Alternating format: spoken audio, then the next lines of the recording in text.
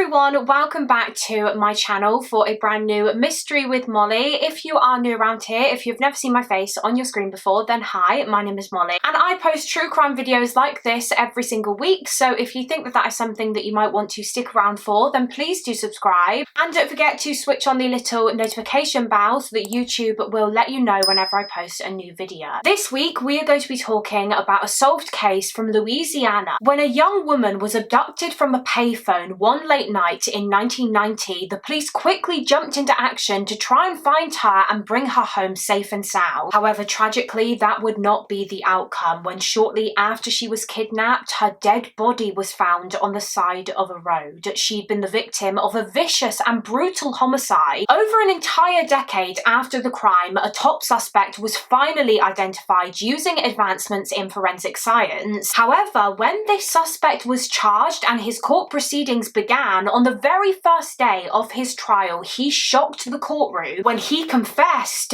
that he wasn't the only one involved in this crime. He had an accomplice. The police had to find a second killer that was still on the loose. Join me as we delve into the sadistic case of Tammy Bowers. But quickly before we get into the case, I would just like to say a big thank you to HelloFresh for very kindly sponsoring this section of the video. Now, the regular viewers of my channel will already be fully aware of just how much I love HelloFresh. I've been using their service for years now, so it's always an absolute pleasure to get to work with them. They are a meal kit delivery service that offers a huge variety of delicious recipes every single week, which can be delivered straight to your door. All you have to do is pick the meals that you would like to try on their website and they will do the rest. They will send you the instructions and a box full of all of the ingredients that you will need. For me, HelloFresh is a godsend because it's just so damn convenient. It not only saves me so much time because it means that I don't have to make a trip to the supermarket to get the ingredients myself, but it also saves me money and it means that I'm not wasting as much food because I'm not gonna lie, I'm 100% guilty of doing that thing where I'll be cooking for my family and I'll make way too many portions than we need, and unfortunately that does mean that a lot of it goes to waste, which is not good. But with HelloFresh, I don't have to worry about that because their ingredients are all pre-portioned. They will send you the right amount of ingredients that you will need for the amount of people that you are cooking for. And you know what's also great about HelloFresh is that I'm making meals that I've never even tried before. I think it's so easy with cooking to kind of get stuck in a rut of making the same food over and over and over again. But me and my mum have really been enjoying cooking our HelloFresh meals together because we're making something new every week and learning to make new things. HelloFresh just makes cooking at home so much easier. For me, they just take the stress out of cooking and I could not recommend them enough. So if you would like to try HelloFresh for yourself, then head to the link down below in my description box. And if you also live in the UK, you can use the code UNIQUEMOLLIE to receive the most incredible offer. Listen to this. Unique Mollie will get you 60% off of your first box, 20% off of the next 2 months, and free desserts for life. Seriously, go and take advantage of that offer because I don't think anyone can turn down some free desserts. I certainly can anyway. Thank you so much once again to HelloFresh for sponsoring this video and supporting the channel. Thank you to all of you guys watching for always showing your support to the sponsors that we work with on this channel. And now let's just get into the case. But just before we continue, please listen carefully to the following. This video contains heavy themes such as rape, sexual assault, and the theme of domestic abuse and stalking is also briefly mentioned. Viewer discretion is advised. So for this week's case, we are going back more than 34 years now to March of 1990 in Ascension Parish, which is an area located in the state of Louisiana in the US. It's about 25 miles south of the capital of Louisiana, Baton Rouge.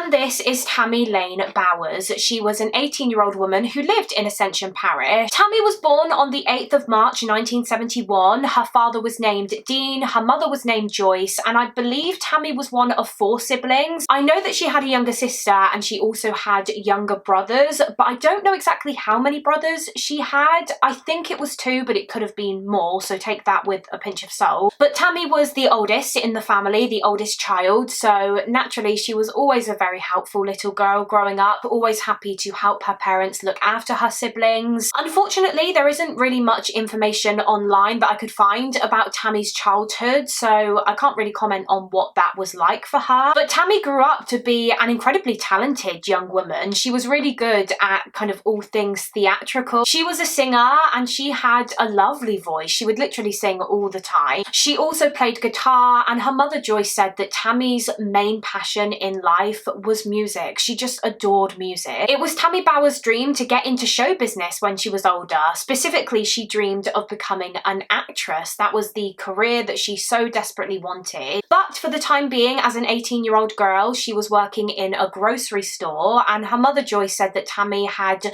reached a point where she had really started to become that much more independent in life. She'd actually moved out of the family home by this point. In fact, she moved out just a few days before this case took place. She started living with a friend of hers named Jamie in a trailer in Ascension Parish, and she also recently got her own car, which she was obviously paying for. It was a very exciting time in her life, really. She probably felt all grown up. She was just entering adulthood and she was ready to be self-sufficient and start building a life for herself. Her future was right in front of her. And Tammy was also very excited because her birthday was coming up. She was going to be turning 19 and she couldn't wait. She couldn't wait to celebrate with her friends and family. However, tragically, as it would turn out, these birthday celebrations would never actually occur for Tammy Bowers, as just a couple of days before she was due to turn 19, she just mysteriously vanished one late March night. The date was the 6th of March 1990. It was a Tuesday, and that Tuesday evening, 18-year-old Tammy Bowers was at a Payphone, which was located outside of a convenience store in Ascension Parish. It was called the Lil Pal's convenience store, just off of Highway 73 and 74. And yeah, she was using this payphone because she and her roommate Jamie didn't actually have a telephone yet at their trailer. Obviously, they'd only just moved in, so they hadn't gotten that sorted yet. So Tammy went to this payphone and she firstly rang her mother Joyce and was chatting to her, and they were chatting about a couple of different things, including the fact that it was Tammy's birthday in 2 days' time and how she was very excited. She was looking forward to it. She told her mum that she planned to invite all of her friends over and have a bit of a get-together, a bit of a party. And then when her phone call with her mum ended, Tammy proceeded to ring someone else in her life, a young man named Steve Villa. Now, I believe Steve was someone that Tammy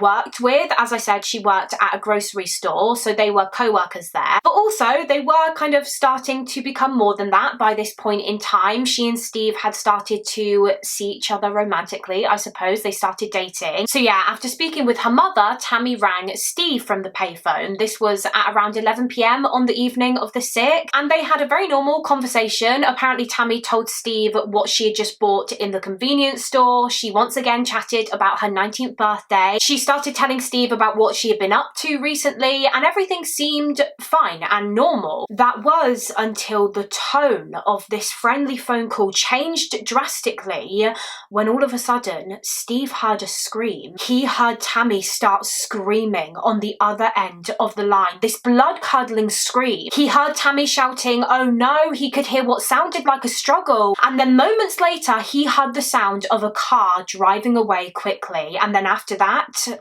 silence, complete silence. It sounded like Tammy had just been attacked and abducted outside while she was at that payphone. So of course, extremely panicked, Steve immediately jumped into his vehicle and he drove as quickly as he could to that convenience store off of Highway 73 to that payphone. And as soon as he arrived, what he saw there just confirmed in his brain that yes, Tammy had been kidnapped. Obviously, Tammy was gone. She was nowhere to be found, but her car was still there. It was left unlocked and her keys were still in the ignition. Her purse was in her car. The phone was left dangling from the payphone as if, you know, Tammy had just dropped it in a struggle, and lying on the ground were Tammy Bowers' glasses, and they were broken. Both of the lenses had been smashed out, again suggesting a violent struggle. And there was also a black baseball cap and a pocket knife lying on the ground besides the glasses, and this pocket knife was kind of half open. Now, I don't know whether it was established if this pocket knife was Tammy's or perhaps her attackers. If it was Tammy's, then the fact that it was on the ground probably suggested that she had been trying to get it out during the struggle to defend herself. Or if it was her attacker's pocket knife, then they were clearly using it to threaten her, and again they dropped it during the struggle. Now, because Tammy wasn't at the payphone when Steve arrived, the next thing he decided to do was to quickly rush to Tammy's home, her trailer, just in case there was a chance that she was there, but of course when he arrived she wasn't, and Steve told Tammy's roommate Jamie what had just happened, and she was also very panicked and scared. And so once again Steve jumped back in his car, he drove back to the payphone, and he used it to call 911 to report that his co-worker and the girl that he had just started dating was missing. She had just been abducted. So police officers were immediately dispatched to the scene of the crime, to the payphone, where they met with Steve. They took his statement. They started looking around the area trying to piece this crime together, and obviously they too came to the same conclusion that yes, this was a clear kidnapping. So searches for Tammy Bowers swiftly began, and the police started conducting door-to-door inquiries, asking local residents if they had seen or heard anything, and they also began just trying to spread the word on Tammy's disappearance as much as possible. They instantly notified other local police forces that, you know, a young woman was missing. She had just been abducted and taken away in a car, and so to keep an eye out for her. And as all of this was happening, as this missing persons investigation was just getting started, officers were also sent to Tammy's family home in the early hours of the 7th of March to inform her loved ones about what had happened. And of course they were so shocked and so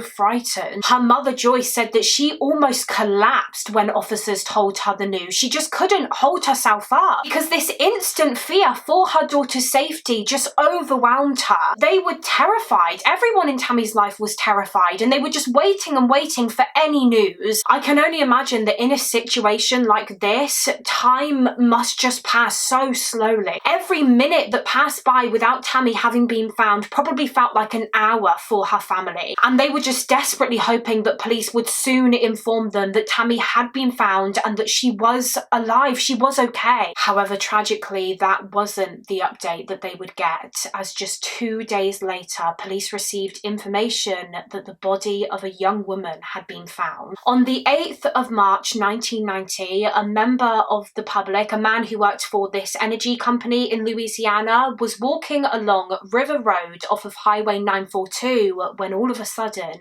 he stumbled upon a gruesome scene. He found the body of a young woman lying on the ground in this remote, kind of isolated area of the road, and so he immediately contacted the police to report this discovery. And I think as soon as the police received this report, they just knew that this had to be the body of Tammy Bowers. Obviously, she'd been missing since the evening of the 6th of March. They'd been searching tirelessly for her, so they knew that this was Tammy. Although upon arriving at the scene, they couldn't actually tell this just from looking at her body, because her injuries were so awful that she was unrecognizable. Of course, this was a homicide. The police knew that Tammy had been murdered, and the way that she was murdered is just horrific. It was clear that Tammy had been viciously beaten around the head, face, and neck. Detectives described how she had been, quote, beaten beyond recognition. According to one report, she'd also been stabbed. She was stabbed in her chest and in her neck, but these stab wounds were not what killed her. It was the beating about the head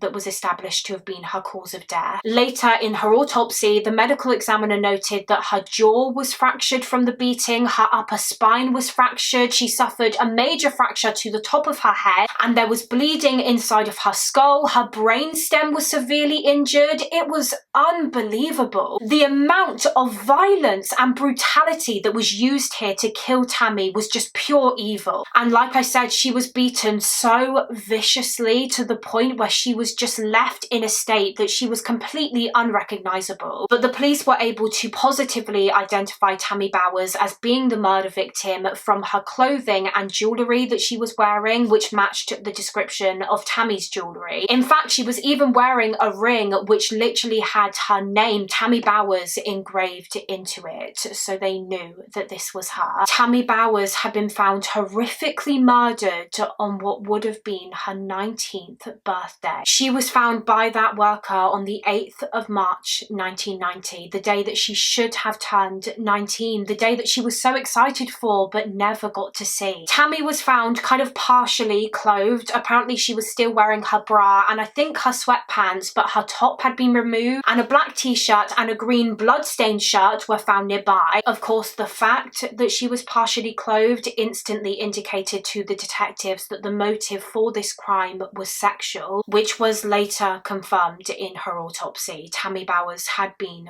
raped by her killer. And what also became clear to the investigators as they continued looking around the scene was that this was the place where Tammy was killed. She wasn't murdered elsewhere and then just dumped here. This was the murder scene. This remote, isolated road was the last place that Tammy Bowers ever saw. Now, as I mentioned, this road was called River Road and it was located off of Highway 942. So I believe that's about 24-ish miles away from the payphone off of Highway 73 where she was abducted from. So she was abducted from the payphone, clearly forced into a car, and then from there she was driven to River Road where she was raped, stabbed and beaten to death. And the reason the police knew that she was killed in the place where she was found was because, again, there were signs of a violent struggle. Blood was found in the grass at the scene and a blood-stained wooden log was also found nearby. And in fact, the police were able to determine that this log, this big chunk of wood, was the murder weapon. This was what the killer used to beat Tammy around the head. But Tammy didn't make it easy for the attacker. My God, did she put up a fight. She was said to have had defensive injuries all over her arms and her hands and her fingers from where she had tried so incredibly hard to fight back, fight for her life. The amount of self-defense marks on her even indicated that Tammy had probably injured the attacker himself during the struggle. She was fighting back that much with everything that she had. So all of this evidence found at the crime scene was photographed and collected. They collected the clothing, the wooden log, samples from Tammy's body were obviously collected, and a murder inquiry was officially launched. The hunt was on to find the evil man that had cruelly taken the life of this innocent young woman. And it wasn't long at all before the police had their first suspect in the case. It was Tammy Bowers' ex-boyfriend. Now, I couldn't actually find his name anywhere online, so I'm just going to refer to him as the ex-boyfriend in this video. But yeah, he was an instant suspect for the detectives. I think even before Tammy's body was found, while she was still just missing, they started looking at him as possibly being responsible for her abduction. And not just because he was her ex, and the police always look at exes in these kinds of investigations, but they became particularly suspicious of him because what they came to learn was that he was abusive towards Tammy. And in fact, he had been essentially stalking her in the lead up to her death. Tammy had, I think, recently broken up with her ex. She decided that she just didn't want to be with him anymore. And as we know, she was kind of starting to move on with that guy from her work, Steve, the man who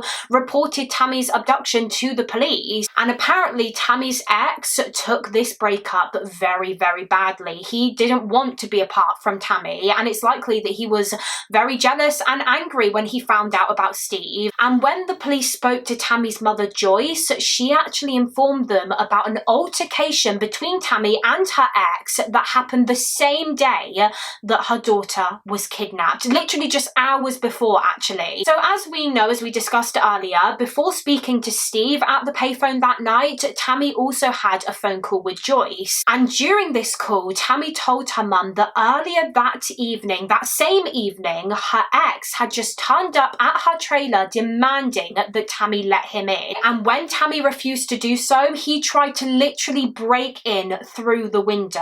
Now, thankfully, I don't think he was successful and eventually he left. But this altercation really spooked Tammy, as you can imagine, and she was scared of her ex. He had a temper, and yeah, her mother Joyce said that she was frightened of him because he just would not leave her alone after she broke up with him. Like I said, he was basically stalking her because he wouldn't let her just get on with her life. He was constantly trying to convince her to get back with him. So it really seemed like her ex could have had a motive here, and the fact that he tried to break into her home just hours before Tammy was kidnapped, surely that's not just a coincidence. What if he abducted Tammy and he killed her because if he couldn't have her, if she wasn't going to date him, then he would make sure that she was never going to date anyone else ever again. So the police made contact with the ex. They asked him to come in for an interview, and when he did, suspicion towards him only grew for the detectives for a couple of reasons. Number one, he immediately became very, very defensive when they started asking him questions, and he quickly asked for a lawyer, which obviously he has every right to do, every right to ask for a lawyer. But in the police's eyes, they were kind of just thinking, well, if you're innocent of this crime,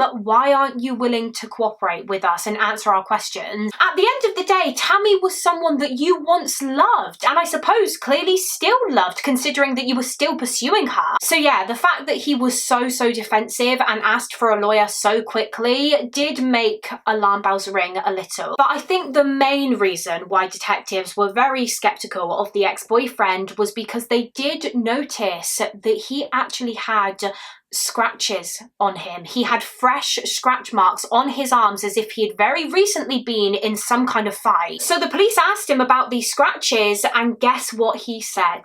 They were from Tammy. He said that they were inflicted by Tammy during a heated argument that they'd had the day before she was kidnapped, an argument which turned physical. However, he was adamant that he was not her killer. He was not the one who abducted her from the payphone, and he was not the one who beat her to death on that roadside. So the police had to delve further into his alibi in order to either rule him in or out, and he claimed that that night, the night of the 6th of March, he had been out with some friends of his, and then following this, he just went home and he was in for the night, which, as it would turn out, the police could confirm. In fact, believe it or not, it was through Steve, the new guy that Tammy was dating, her co-worker, that they were able to confirm her ex-boyfriend's alibi.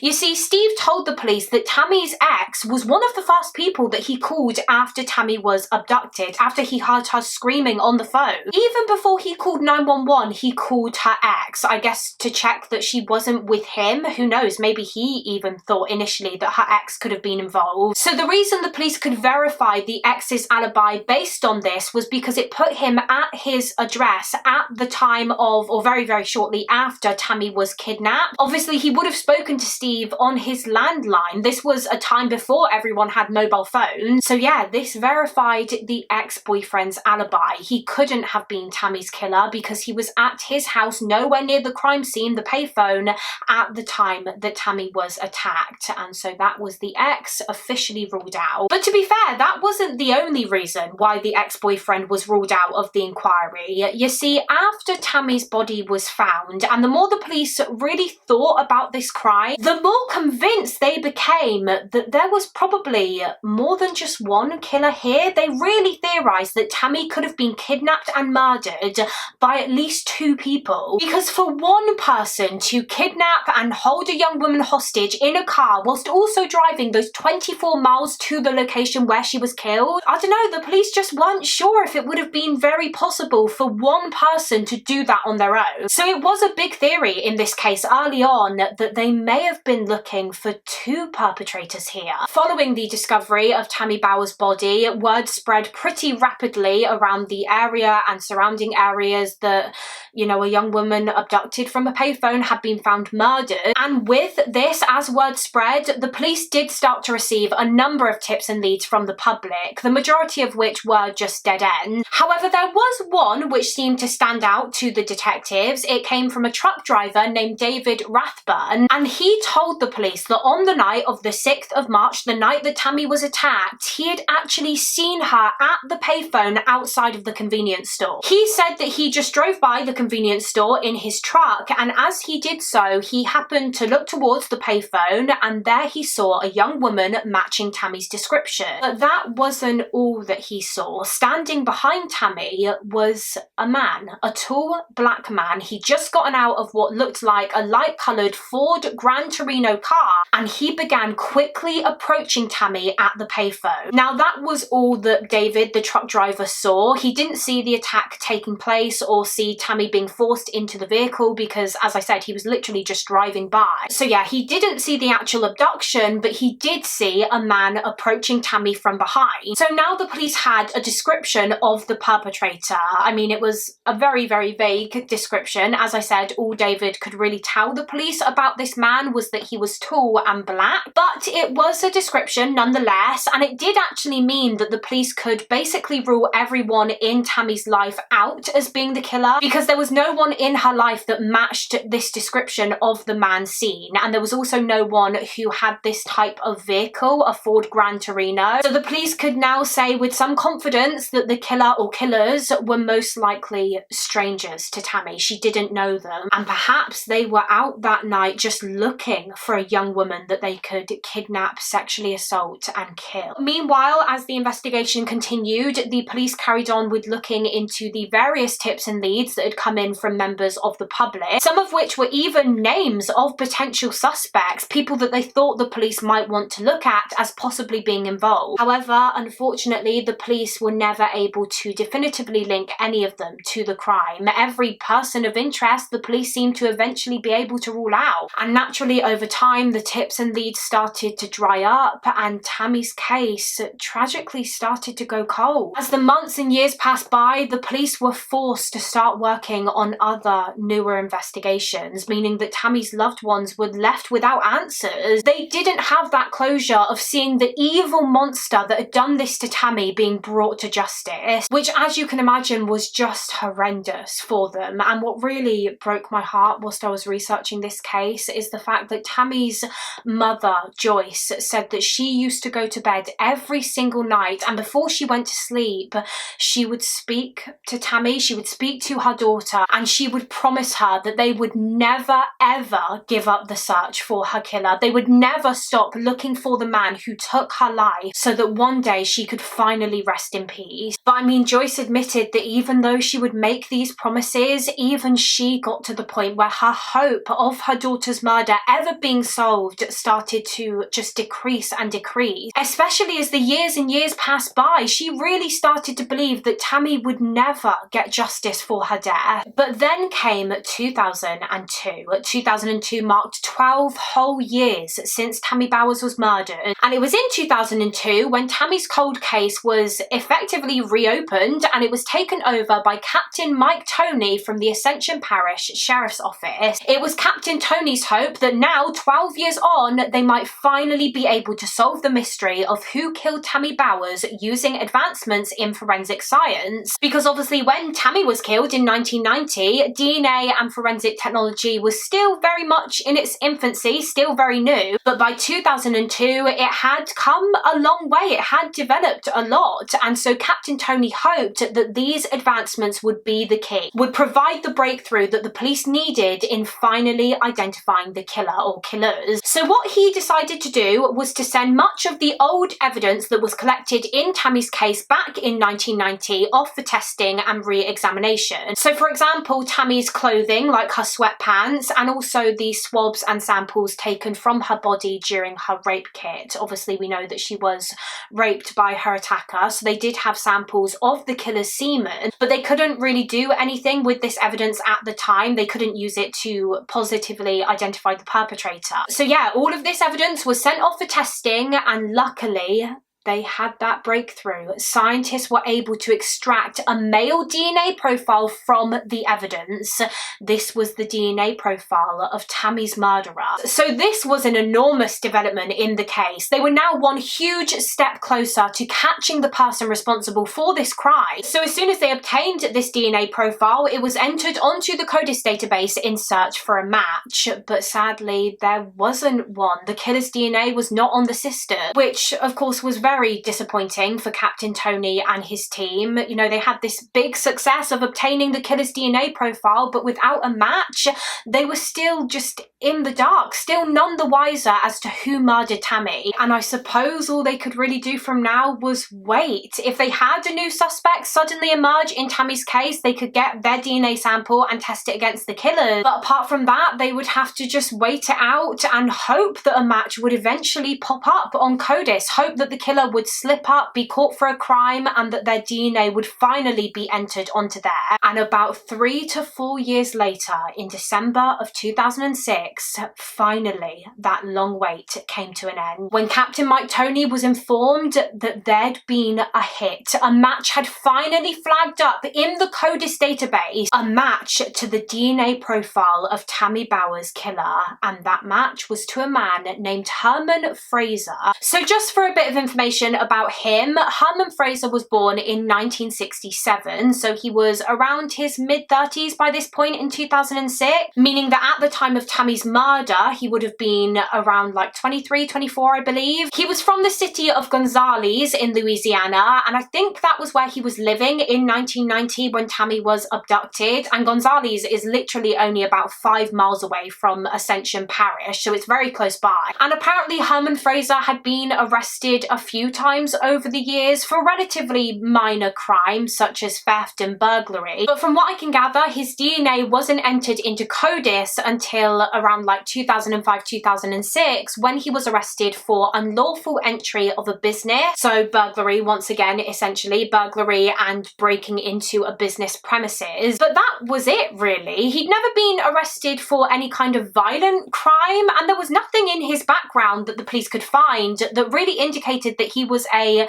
particularly violent and aggressive individual, and so he'd never been looked at as a suspect in the case of Tammy Bowers over the last 16 years of the crime being unsolved. But as we know, it was in late 2006 when Herman Fraser's DNA came back as a match to Tammy's killer's DNA, and so the police quickly moved in to arrest him. He was arrested for the kidnap, rape and murder of 18-year-old Tammy Bowers. Following his arrest, Herman Fraser was obviously questioned by detectives, and this questioning was just kind of bizarre and exhausting for the police, to be honest. For the most part, Fraser basically refused to say anything, refused to cooperate, refused to talk. The detectives were trying to ask him questions about Tammy's murder, trying to get him to just confess and also to tell them whether or not he had an accomplice to this crime, because as we've discussed, the police had always had a theory pretty much right from the beginning that Tammy may have been abducted and killed by 2 people that night, not just one. And again, when you look at Herman Fraser's background, his criminal history, for the police, he didn't necessarily fit the profile of a sadistic killer. You know, he'd never been arrested or linked to any other violent crime, any other attacks or assaults. So whilst they knew from the DNA evidence that he definitely was involved in what had happened to Tammy that night, they still believed that he probably didn't carry out this crime alone. He probably had an accomplice. So they were trying to ask him about this, about who the second perpetrator was, but he wouldn't really say anything. The only thing that he would say during his interrogation was he would make these weird comments like, oh, there's more to this story than you know, and one day I'll tell you the full story. But that was it. He wouldn't divulge what this story was, just that there was a story. So as I understand it, he wasn't outright confessing that he was involved in Tammy's murder, but he also wasn't necessarily denying it either. He was just being really quite difficult, to be honest. But anyway, the detectives just went ahead and they charged him. He was charged with the kidnap, rape and murder of Tammy Bowers, and he went to trial 20 years after the crime in 2010. And on the very first day of his trial,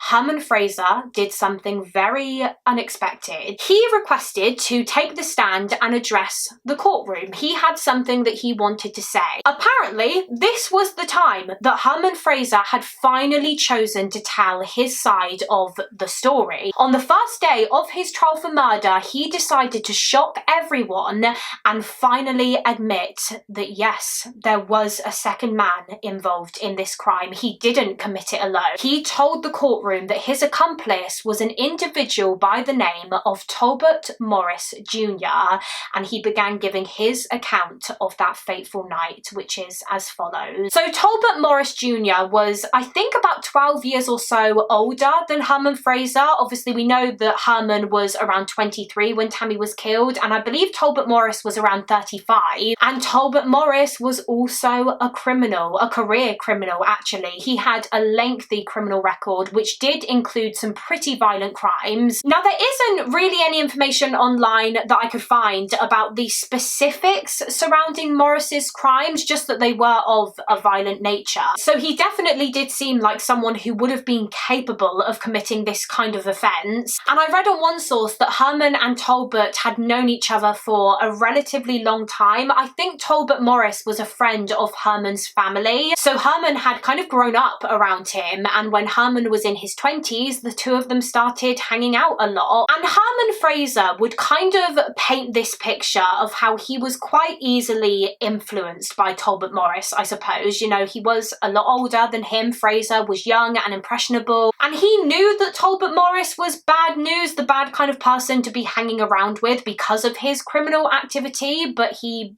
did so regardless. Anyway, on the night in question, the night of the 6th of March 1990, Herman Fraser claimed that he was with Talbot Morris Jr. He was a passenger in his car. The two of them were drinking alcohol, and Morris was just driving around Ascension Parish when all of a sudden something caught his eye, or someone caught his eye, I should say. It was a young woman standing by a payphone outside of the Lil Pal's convenience store in Ascension Parish. This young woman was, of course, Tammy Bowers, and Herman Fraser just said that for some reason in that moment, Talbot Morris had clearly decided that he was going to kidnap this young woman, because he pulled the car into the parking lot, he got out, approached Tammy from behind, and just grabbed her. Herman Fraser said that he watched from the car as a violent struggle took place between Tammy and Morris. Tammy was screaming, she was trying to resist, but Talbot Morris was able to overpower her, and he dragged her back to his vehicle and put her into the back seat. Now, I did read on one source that during the struggle at the payphone, Talbot Morris actually hit Tammy, and he did manage to knock her out, knock her unconscious, hence why he was able to get her into the back seat. And from here, Morris drove for about 15 minutes until he stopped in this quiet gravel lane, and it was then when Fraser said that Morris dragged Tammy out of the car and he raped her. He then forced her back into the car and once again started driving. He drove to a second location. He drove to River Road off of Highway 942, and when they arrived, Tammy was once again pulled from the car, where she was raped a second time by Talbot Morris. She was actually raped at knife point. Morris was threatening Tammy with a knife, and then once he was finished, Herman Fraser claimed that Morris turned to him and he said, quote, "You might as well take your turn," as in Fraser might as well have his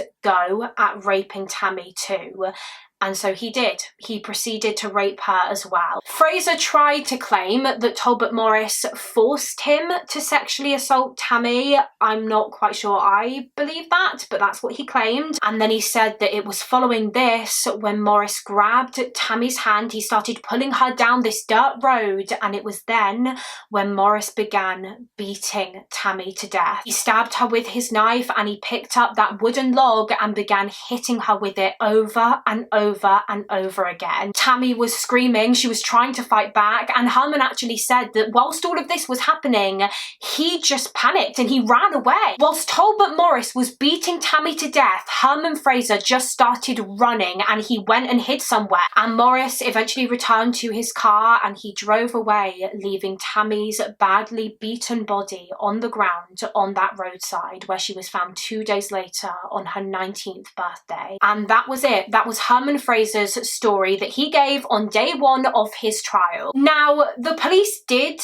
believe Herman Fraser's account for the most part, I think. I think they thought that the majority of it was true, although they did think that it was rather convenient that he tried to kind of separate himself from the crime as much as he could. He tried to put as much blame on Talbot Morris as he could by, you know, claiming that it was Morris who kidnapped Tammy from the payphone. It was Morris who drove her to River Road. It was Morris who raped her and then forced him to rape her too. It was Morris who killed her. So yeah, it was very obvious that he was trying to, I guess, diminish his part in this crime as much as possible. But the police did believe that he was telling the truth in that Talbot Morris was probably the ringleader here. And so they actually decided to offer Herman Fraser a plea deal. Now, as we know, Herman Fraser was initially charged with the kidnap, rape and murder of Tammy Bowers. However, following his confession, they said to Fraser that they would instead only charge him with second-degree kidnapping, forcible rape, and the manslaughter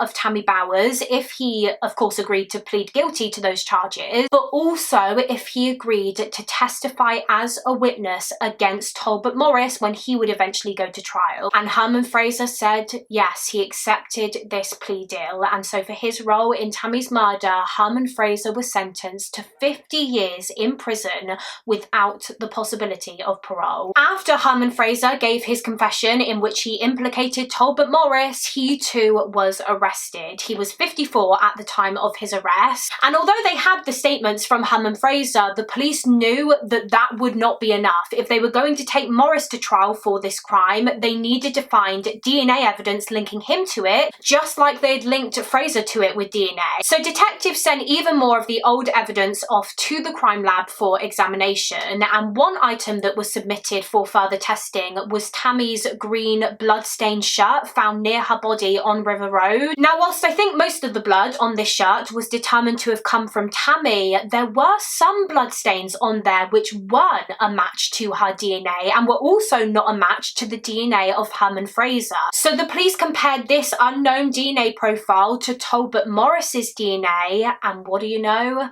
It matched his DNA. In addition to that, scientists also found that Talbot Morris's DNA was consistent with the mitochondrial DNA of a hair that was recovered from Tammy's body. And further circumstantial evidence against Talbot Morris was the fact that the car he drove at the time of Tammy's murder matched the description of the car that truck driver David Rathbun saw. If you recall, David described the car as being light in colour and possibly a Ford Torino. Now, Morris didn't have a Ford Torino at the time, but he did drive a light-coloured Plymouth Duster, which apparently looks very, very similar to a Ford Torino. So after obtaining all of this evidence, the police went ahead and they charged Talbot Morris Jr. with second-degree kidnapping, aggravated rape, and second-degree murder. He was obviously charged in the second degree rather than the first degree because I suppose the police couldn't necessarily prove that this crime was premeditated, that Morris had gone out that night with the intention of finding a young woman that he could rape and kill. I mean, from Herman Fraser's account of that night, it does seem as though it was, I guess, a split-second decision. Morris just saw Tammy at the payphone and decided in that moment to abduct her. Talbot Morris Jr. went to trial in 2012 after he pleaded not guilty to all charges. It was the defence's argument that Herman Fraser had simply lied about Talbot Morris being involved in this crime. As we know, as part of his plea deal, Herman Fraser did testify against Morris. He was the main witness for the prosecution, and as well as his testimony, the prosecution also presented to the jury the other evidence that they had which implicated Morris, including the DNA evidence. And clearly this was enough, because at the end of the trial, Talbot Morris Jr. was found guilty on all counts, and for his role in Tammy's murder, he received 2 terms of life in prison without the possibility of parole. 1 term for the murder charge, the second for the rape charge, and then for kidnapping he received an additional 30 years. So it's safe to say that he will never